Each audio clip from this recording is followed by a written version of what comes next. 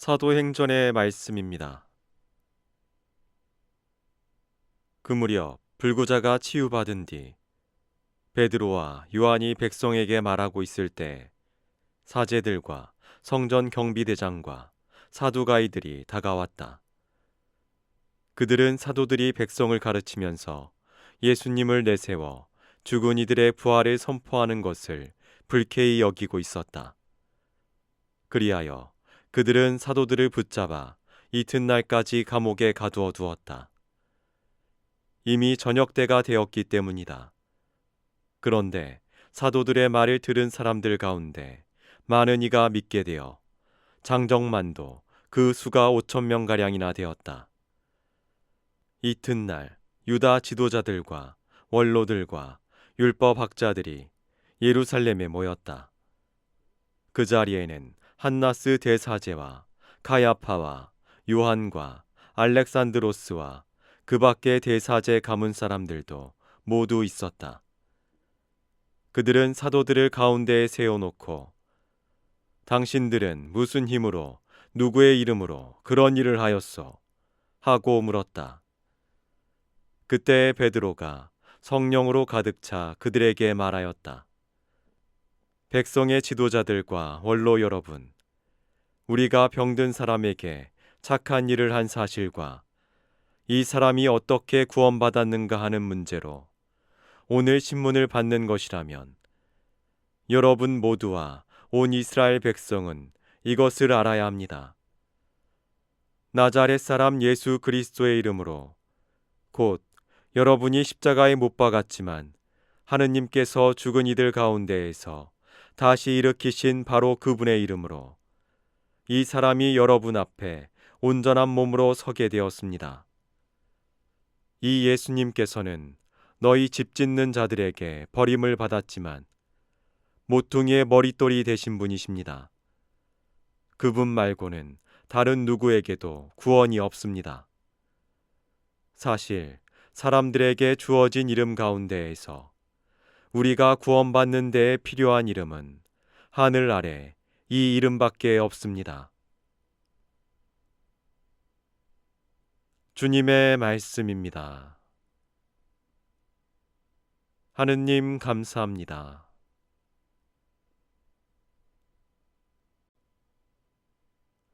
요한이 전한 거룩한 복음입니다.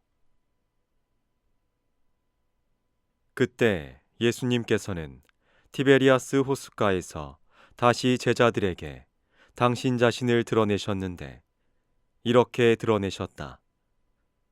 시몬 베드로와 쌍둥이라고 불리는 토마스, 갈릴레아 카나 출신 나타나엘과 제베데오의 아들들, 그리고 그분의 다른 두 제자가 함께 있었다. 시몬 베드로가 그들에게 나는 고기 잡으러 가네 하고 말하자 그들이 우리도 함께 가겠소 하였다. 그들이 밖으로 나가 배를 탔지만 그날 밤에는 아무것도 잡지 못하였다. 어느덧 아침이 될 무렵 예수님께서 물가에 서 계셨다. 그러나 제자들은 그분이 예수님이신 줄을 알지 못하였다. 예수님께서 그들에게 얘들아, 무얼 좀 잡았느냐 하시자 그들이 대답하였다. 못 잡았습니다. 예수님께서 그들에게 이르셨다. 그물을 배 오른쪽에 던져라. 그러면 고기가 잡힐 것이다. 그래서 제자들이 그물을 던졌더니 고기가 너무 많이 걸려 그물을 끌어올릴 수가 없었다.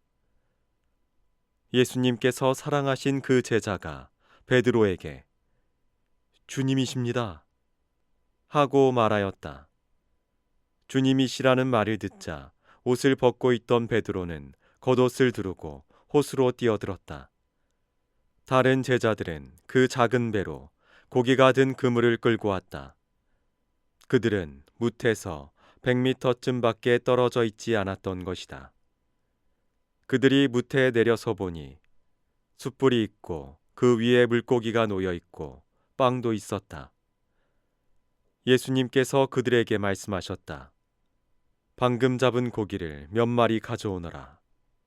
그러자 시몬 베드로가 배에 올라 그물을 무트로 끌어올렸다.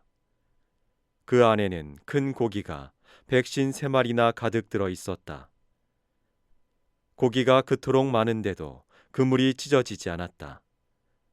예수님께서 그들에게 와서 아침을 먹어라 하고 말씀하셨다. 제자들 가운데에는 누구십니까 하고 감히 묻는 사람이 없었다. 그분이 주님이시라는 것을 알고 있었기 때문이다. 예수님께서는 다가가셔서 빵을 들어 그들에게 주시고 고기도 그렇게 주셨다. 이렇게 예수님께서는 죽은 이들 가운데에서 되살아나신 뒤에 세 번째로 제자들에게 나타나셨다. 주님의 말씀입니다. 그리스도님 찬미합니다.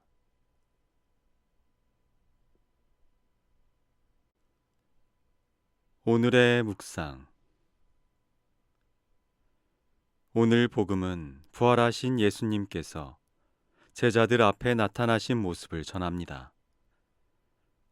예수님의 순환을 눈앞에서 본 제자들은 깊이 좌절하고 절망하여 다시 일상으로 돌아가 버린 듯합니다. 예수님과 함께 보냈던 시간은 이제 과거의 추억으로만 남아 버렸는지도 모릅니다. 바로 그 자리에 부활하신 예수님께서 찾아오십니다. 제자들 삶의 자리, 그들이 있는 바로 그곳에 오십니다.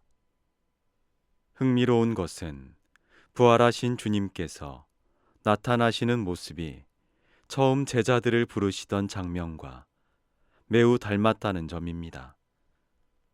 빈 그물, 허탈한 마음, 밤새 수고하였지만 얻은 것이 없는 자리에서 예수님께서는 다시 새로운 시작을 여십니다. 이것이 바로 부활의 신비입니다. 예수님께서는 제자들을 다시 부르시며 그들에게 기쁨에 찬 새로운 삶을 허락하십니다. 복음 한 호성의 시편이 노래하듯이 제자들은 이제 주님께서 마련해 주시는 하루하루의 날들을 기뻐하고 즐거워하며 살아갈 수 있게 됩니다. 무엇보다 눈여겨볼 것은 예수님께서 그 누구에게도 과거를 따져 물으시지 않는다는 점입니다.